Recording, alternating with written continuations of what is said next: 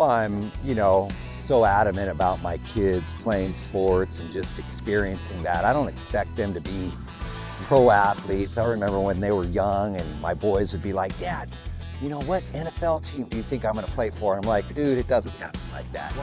It's a lot more difficult than what you even can imagine. Oh, bird dog! Bird dog! There you go. How'd you guys meet? Online? Online. Did you? Nice. But we met twice. No, but she's a really positive, happy, healthy person. You seemed happier since being with her? Yeah, again, I think it comes down to what am I looking for? Yeah. What do I keep chasing? And realizing that what I have and who I have in front of me is the best thing for me. She wants nothing but good for me. She brings out the best in me. Why am I going to chase that away? Yeah. And ruin that by, still feeling like what am I looking for? What really is it that is going to make me happy? And seeing not just the exterior, of course, initially I was attracted to her physically, but her heart, is what it's all about. She just has such a good heart and such good intentions, and that is of value more than anything else. She fits in your life pretty good. Yeah. Kind of on that end, you and I both, have to, now we're at a spot where we've been divorced or split, separated, and kids have two homes and they're going back and forth. I've had both experiences. I've had some great experiences with my older daughters. There were some hard ones that were challenging in that dynamic, and then with my younger daughter, it's been different. There was no courts, there was no anything. It was we work together very well. I mean, she's a great mom, and both of them do a good job with my girls. But it's different, and you can't control everything at their house or in your house. We touched on it a little bit, but and you've got somebody new in your life here. But tell me how that's going with as far as co-parenting. Are you guys on the same page? Is that your kids still kind of see you guys as a united front? Because I tell everybody, it doesn't matter if you're two homes or one. You know which parent you're going to if you you want to stay out late, or you need money, or you want this. Right. Tell me how that is with you. Growing up in a house that your parents have been together still. Gosh, 60 years plus probably. How is that for you? Yeah. My parents are going to celebrate their 60th wedding anniversary this year, this June. For them to be married 60 years, be together for 64 years, I mean, just amazing, and just shows what kind of dedication and loyalty they had to each other through some really difficult times, especially when you look at my early childhood life, the experiences that we had to endure, the tragedies that we had to endure. But for me, I think it's unfortunate that in today's world, we're less likely to grin and bear it through the difficult times, especially of a marriage. I think we're more about finding happiness. And if it's not a happy situation right now, or it hasn't been happy for a while, we're more likely to give up on that, in the sense of comparing it to maybe our elders, prior generations. That being said, I have a really solid, very positive relationship with the mom of my children. Carmela is a great mom. She's a very loyal, very giving person in so many ways. She probably is a little more of the whip cracker than I am, and not to say that dad's house is Disneyland house. It's not, but She's not in her head right now. She's not in her head going, "Oh, yes, it is." She's more about the rules and regulations, whereas I'm rules and regulations when it comes to you're not going to skip practice. You have to be at every practice. You don't get a day off. Those sort of things. Whereas she's not as like, well, if you miss a day, it's okay, but you better take out the garbage. You better do this. You better follow your chores.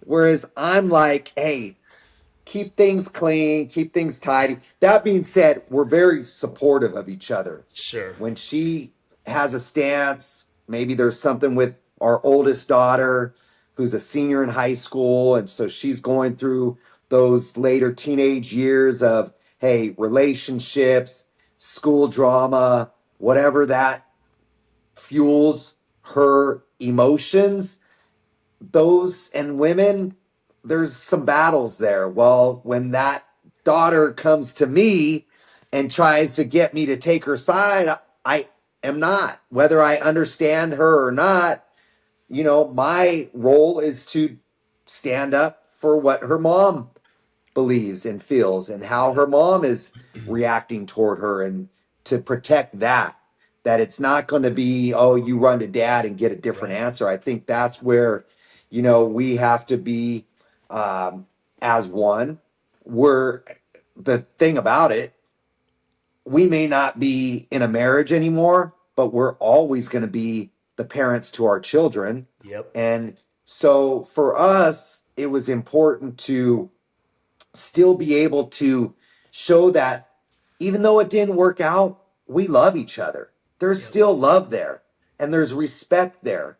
And uh, what we do in your mom's house, we expect to be done in your dad's house, living similarly in that sort of way. And when we come to holidays, we're not going to go, okay, we'll be at dad's in the morning, we'll be at mom's at night. No, let's be amicable, let's be together, let's do it for our children Yep. and be a family. And in a lot of ways, it may be looked at as somewhat dysfunctional, but it also is a more powerful way of being able to do things that show to our children that we have love and respect, and that there's continuity, Yep. that they don't have to be separated and segregated just because mom and dad didn't make it through their marriage. We still have a togetherness, we still have a family, we still have support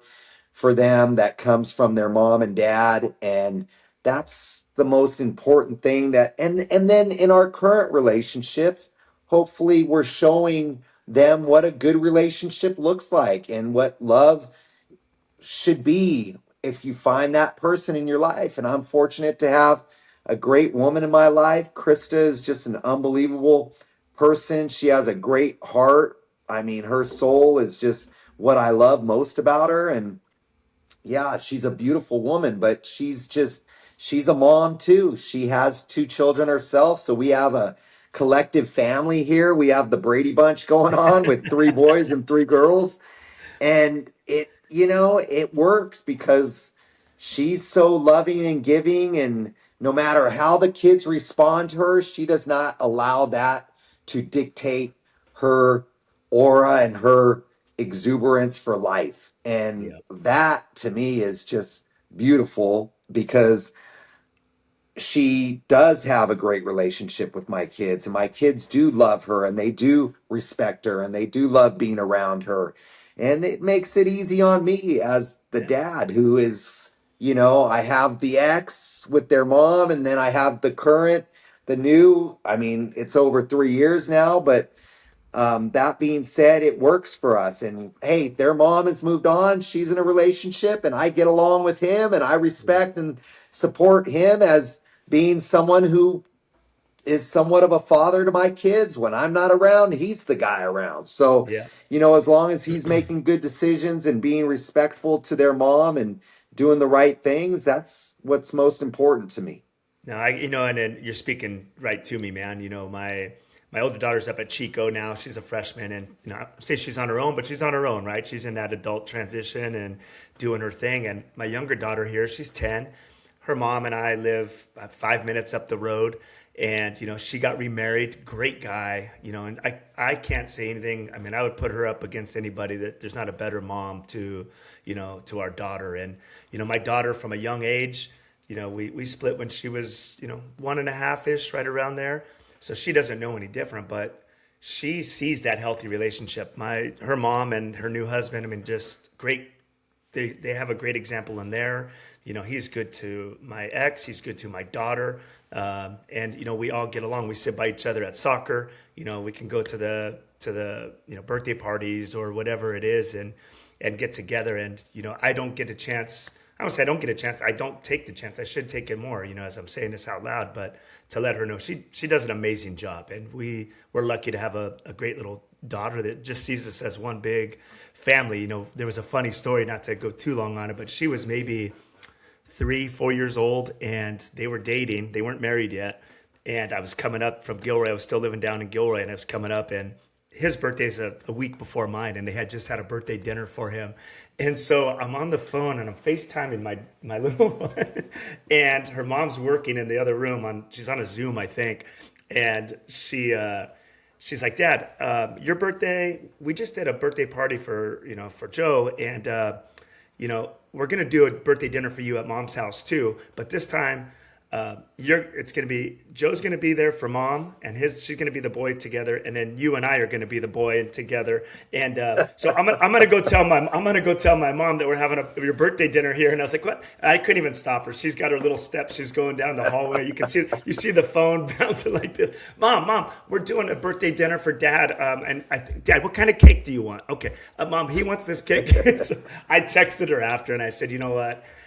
No pressure on doing that. I said, but I love that from her lens, like we're having birthday dinners together. And she goes, no, you know what? It's okay. We can do, we can have the cake and stuff. I think she would like that, and it would be good. So it's always been like that, and the things, if we have any disagreements at this point, I mean, I don't even want to call them, they're not even big deals. You know what I mean? It's just, it's normal stuff. So I relate. So when you were saying that, I was like, I'm pretty fortunate as well to have a situation I have right now. It's making the turn here, dude. Let's turn it a little bit. It was Memorial Day weekend, 1977. I was 7. My brother was 6. My mom had just unfortunately had a miscarry. We were going to set up at a hole and fish and throw our poles in, and we ended up stopping on these rocks, and it was elevated. We were probably about 10 feet above the water. The water was moving pretty fast. We were up at Mammoth Lakes up in the mountains and the Sierra Nevadas, and yeah, man, he just disappeared. It was like we were all there, and then he wasn't, and nobody saw him fall in. Nobody saw what happened. Nobody heard a splash, a yell, nothing. I mean, it was loud. We're on rocks, and so the water's like hitting the rocks and all those things. So a couple of us were yelling his name. Hey, Jason, where are you? Jason. So maybe he walked back to camp. So a couple of us walked back to the camp and asked if he had come back there. He hadn't come back there. Now we were on a search for him, and all the parents split up, started walking up and down the river, walked out to the road, just on a scouring of trying to find him somewhere, and had to contact the rangers, the park rangers.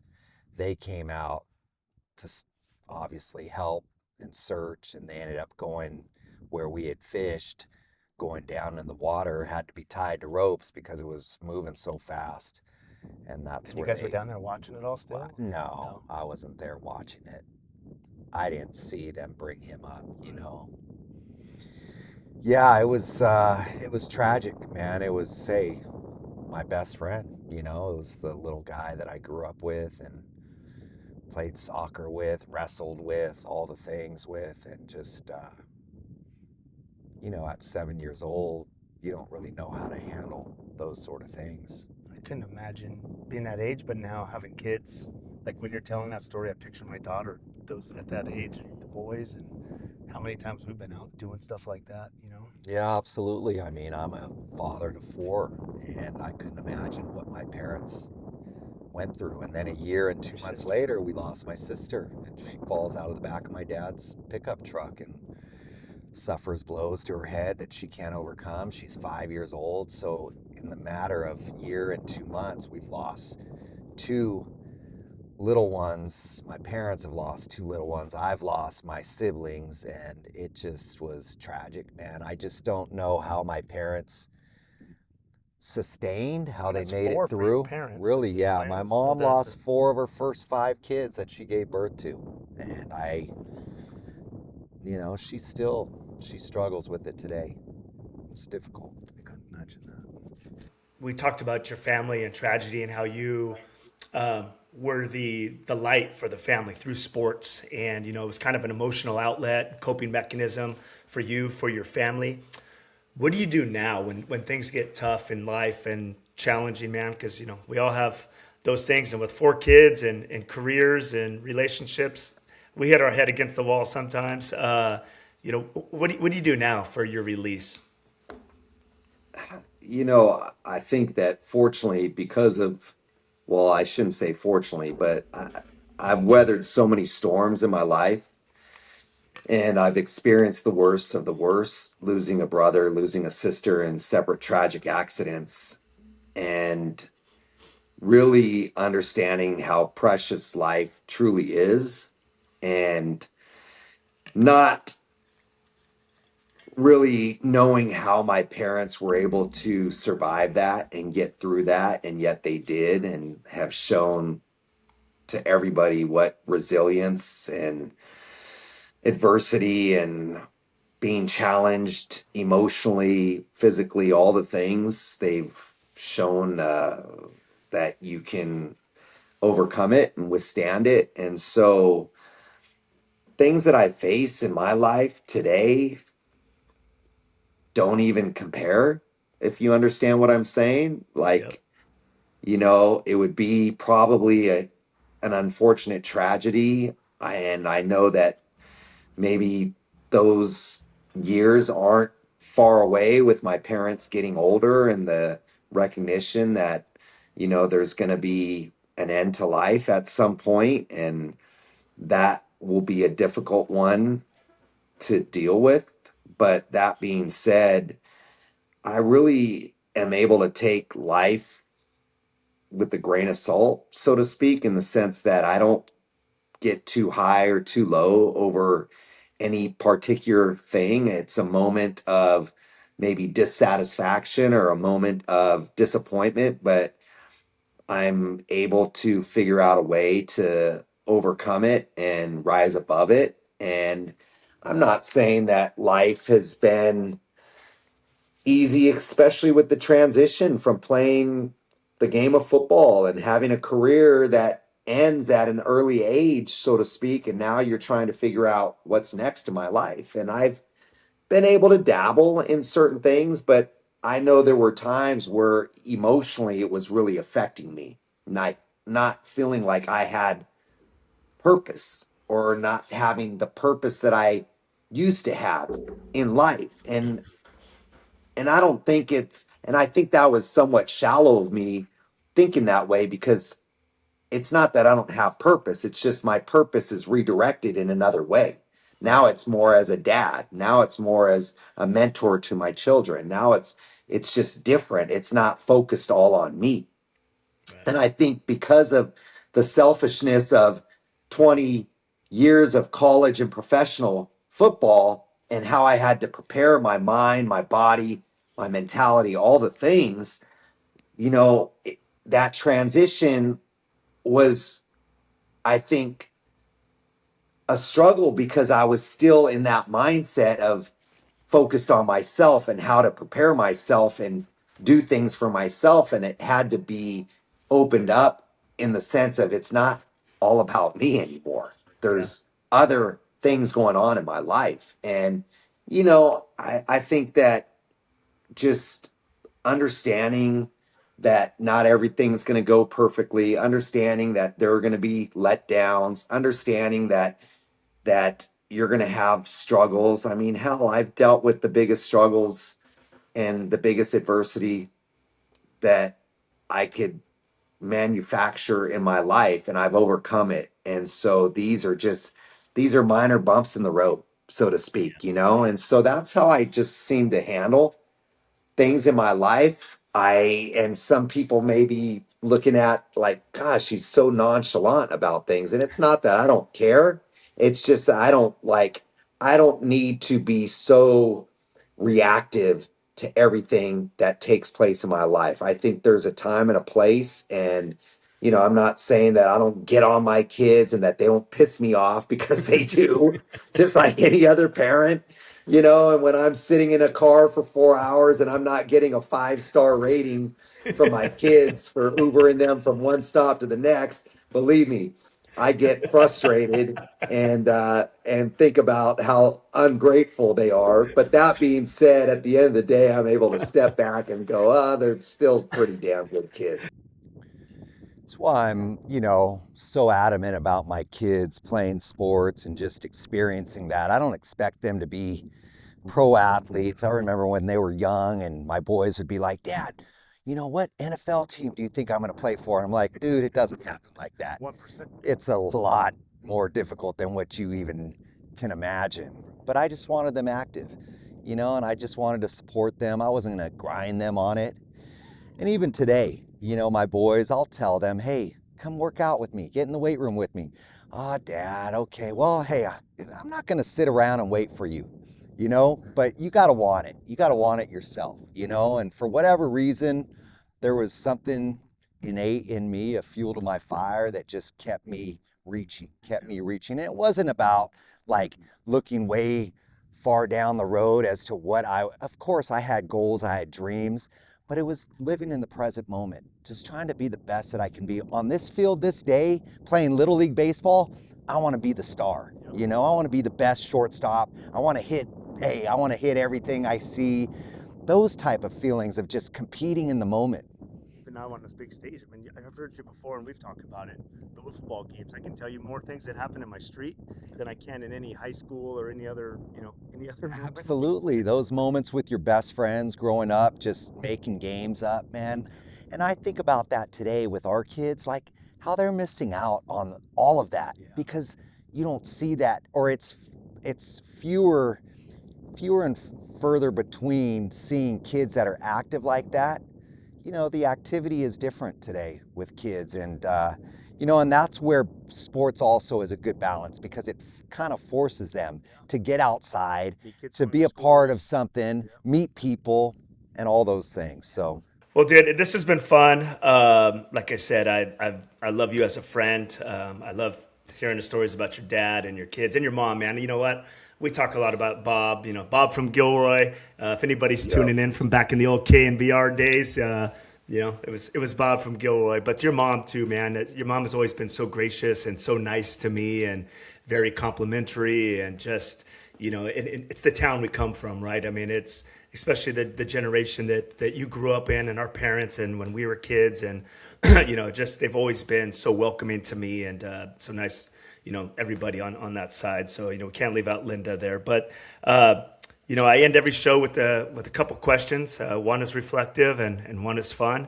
Sometimes they turn into both reflective or sometimes both fun. But want to ask you these things and then we'll kind of get it wrapped up here. So the first one is if you had a mulligan in life, and for those people that don't know golf terminology, but a mulligan is a do-over.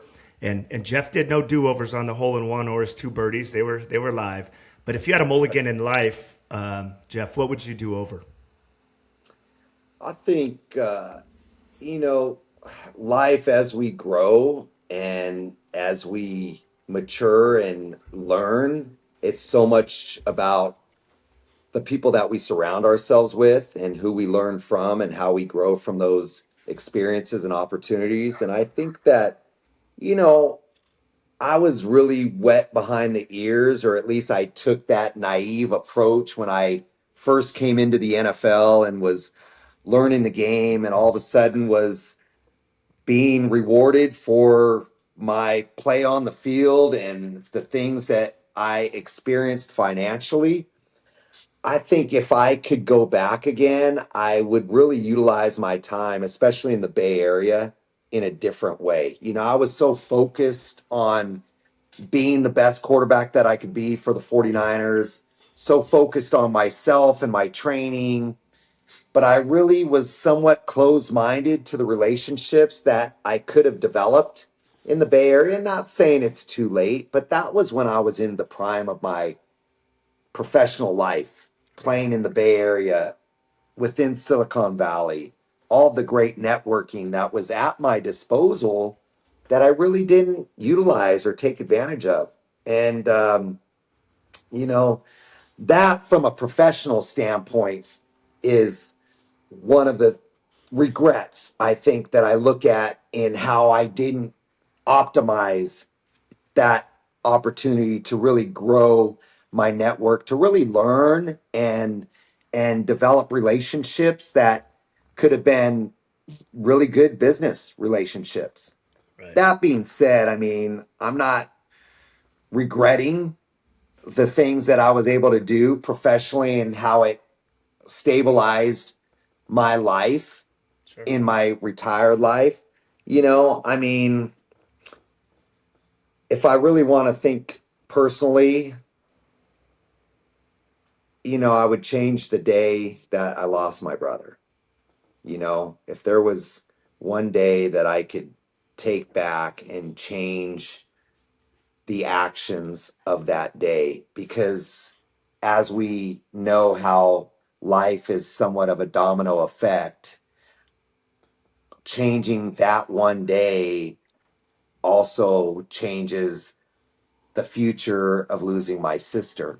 And, you know, I mean, those are days that we can't get back. And so I don't dwell on them. But if there was one day where my actions could have been a little bit different, to where my brother wasn't put in the situation or position that he was put in, or we would have been a little more aware of where he was and we could have prevented that, I would trade my professional football career to have my brother. Like, Amen. that's that's the thing that as much as I was able to fulfill and live some dreams, and I think in a lot of ways because of the experiences uh, that I was that I had to go through as a child that wired me a certain way because of the losses, I would take them back and give up and struggle in a different way of life, or who knows how life would have worked out or presented itself. But the experiences that I see my kids having with their siblings, Yeah. I felt were taken away from me. And Yeah. I would give anything to have those experiences back. Well, I think I make better decisions finally today. I think it took me a long time to grow up Same. and and just be more in control of myself and my actions. Yeah. I mean, I got into the fun side of what I was doing professionally and then enjoying the time out socially, and I probably was not balancing my life as well as I should have been in my priorities, Right. right? And I was getting away with it until I didn't. And that was a big eye-opening experience for me, and a sense of needing to change the direction of my path in certain ways. Otherwise, what I'm able to do for a profession and what I love, and still able to be a kid, so to speak, and living out a dream, Yep. I was going to self-sabotage by my own decisions off the field and who I surrounded myself with at times, maybe not having my best intentions. Yeah. And I think I had to grow up and learn, and it was a tough way to learn because it was a huge embarrassment, and it probably led to me being released from the 49ers at the time. But that's part of the scars that you have on your body that you kind of have to, you know, learn and grow up from. I mean, I was right next to you when that stuff was going on, and not being the friend I would be today if something was like that. We're just kind of feeding off each other and having a good time. But I think responsibility is the answer. Sure, But same totally. thing. I mean, I've always been, let's have a good time. It's always been a good time, live in the moment kind of guy. And that's I just think what it now at was. this point, I think it's nice to even this platform here to share that, and for people like, okay, you know what, it's like you can become a better person. Not that we weren't good people. We were just We had good intentions. we had good for the time. We were most good part, people but having we good had- times. Yes, the good times sometimes Not went to, into excess, and it wasn't harmful to anybody else but ourselves. But yeah. that being said, there were a lot of nights that we probably wish we could take back. Yeah, there's a few. A few. The good thing about it is there wasn't this going on like everyone has today with the cameras. Yeah, no doubt. I wouldn't have this platform to do this. No doubt.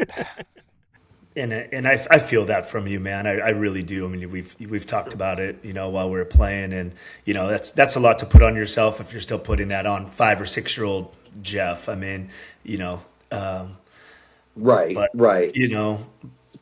but man, yeah. But I think that's part of your driving force, man, and it's obviously wired you a certain way and made you be you. And I think you take that and you put it into everything else you do. And I think that's the best way you can, honor your brother and your sister and keep pushing forward and appreciate everything you have that you do because of those. And I've heard you say that many, many times, man. So I think it's the most honorable thing you can do, for them that you're doing now. So I commend you deeply for that.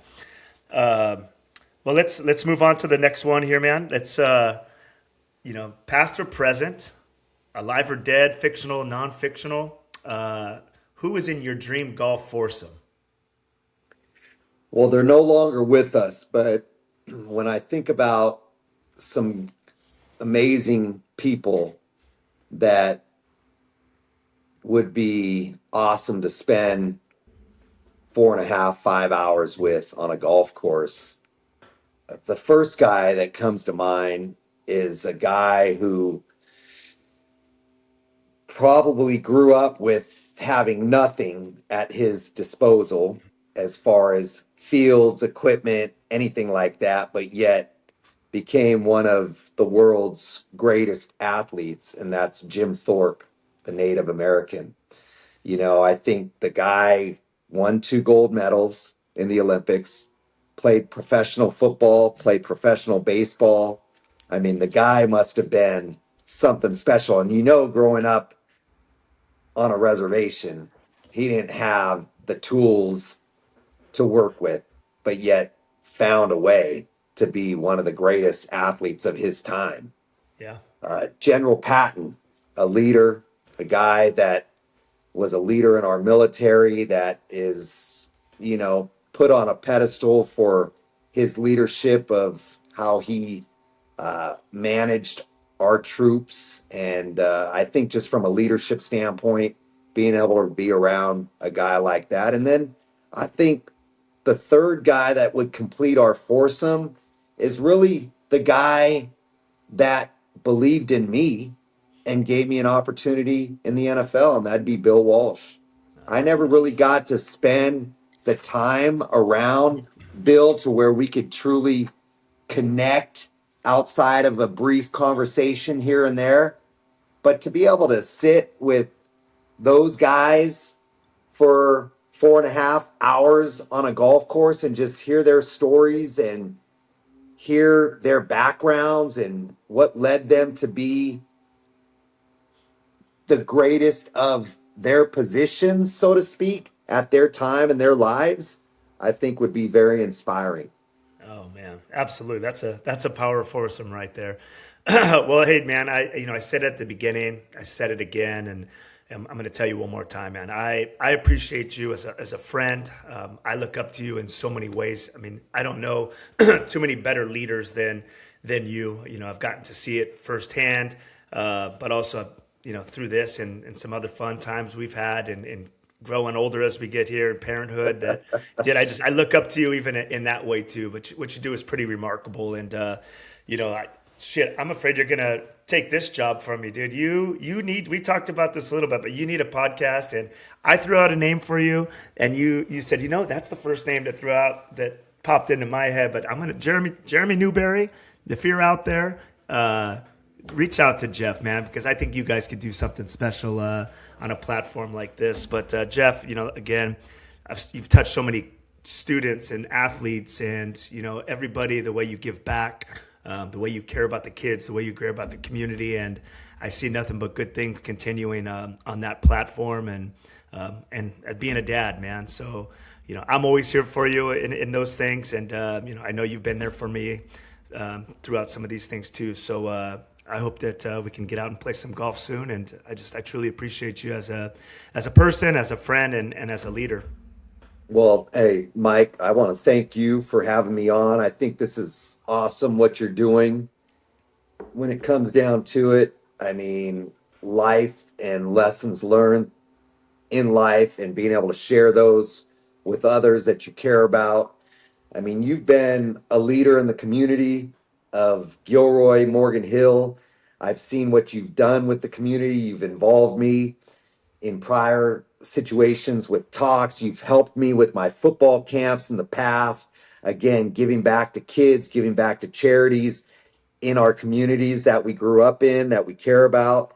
And I see your heart is just one of gold, and you have the right intentions, and you just love to support people and inspire people and bring people together. And so I'm proud of you, man. And, I appreciate the friendship that we have and love that. And, at the end of the day, we just want the best from one another. I don't know if we always had those intentions back when we were in our early 30s. I mean, that's the late night. That's the late night. That's the late night episode. Our intentions were a little different back then, but I think we've grown up in ways. We've matured where we truly want the best for each other. We want to see good decisions made. We want to see that we're, being out there, giving back and being great dads, man. And I see how you light up when you talk about your kids. I know the experiences that you have with your girls, and, you're going through different trials and tribulations and learning as you go, but you're always there for them, which is important. And you love the hell out of them. And that's the key, man. So appreciate you, brother. How's it feel to be back here at Gilroy right now? I mean, it's always good to come back home, man. I feel so blessed to come from a small town like Gilroy and grow up the way that I grew up. I think that it was something that I didn't appreciate while I was going through it. Yeah. But a lot of things that I miss not being here on a daily basis. Fortunate to still have my parents here and sisters here and a lot of family here. So yep. Whenever I can come back and be able to spend time with them, it's just really such a blessing. Yeah, I've been gone for 3 years and it still feels like home, Yeah. I mean, it is. Shoot, and I remember driving into Gilroy over the hill, and the big sign as soon as you come off of 101 right there, home of 49er quarterback Jeff Garcia. I know, we need to get that back We need to get that back on the billboard. Well, you make this shot and maybe we can get it up on the billboard. Hey, that's what it all comes down to, man. Get in the hole, man. We were that close Good from par, ending on big guy. birdies, man. I love you, man. dude. Love you, brother. Love you, man. It was fun. Thanks Good for stuff. spending the day. Yeah, thank you for a great day, man. Thank you for... CordeValle. Let me finish this up, everybody. There we go. Yes, sir. Yes, sir. Finishes up a great day, a great round. Thanks for being with us on Between Shots.